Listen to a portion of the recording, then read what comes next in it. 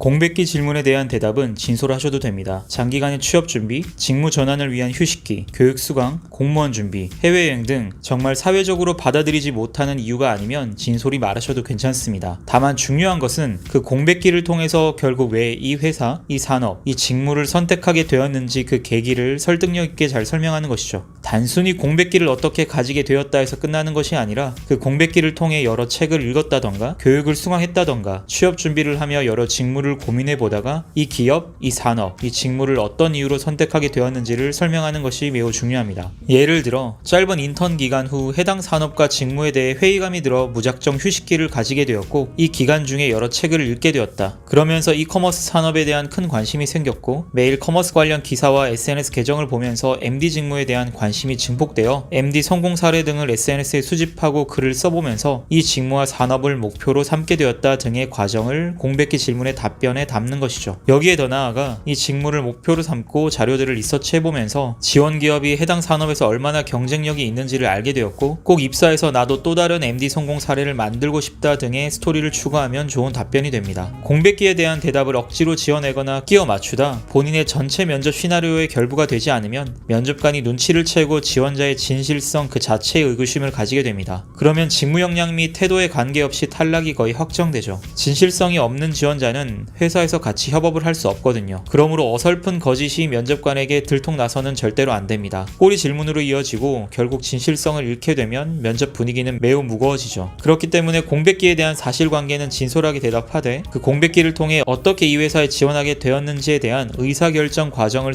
설명함으로써 공백기가 결국 내 커리어를 결정하는 소중한 시간이 되었다고 설명하는 것이 공백기에 대한 대답의 핵심입니다. 현재 많은 면접관들의 이슈는 뽑아놓은 합격자가 입사 직전 퇴사하거나 얼마 다니지 않고 이직하는 것입니다. 공백기를 통해 충분히 내 커리어를 고민하였고 이 기업, 이 직무, 이 산업에 내 커리어를 전부 걸어보기로 결정하였다. 그러므로 공백기는 나에게 있어 인생의 방향을 결정하는 좋은 자양분이 되었다는 뉘앙스를 전달해서 나는 매우 신중한 고민 끝에 지원하게 되었고 그러므로 단순 커리어 고민으로 퇴사하지 않을 것이라는 메시지를 전달하시면 공백기에 대한 대답으로 충분히 좋을 것이라고 생각됩니다.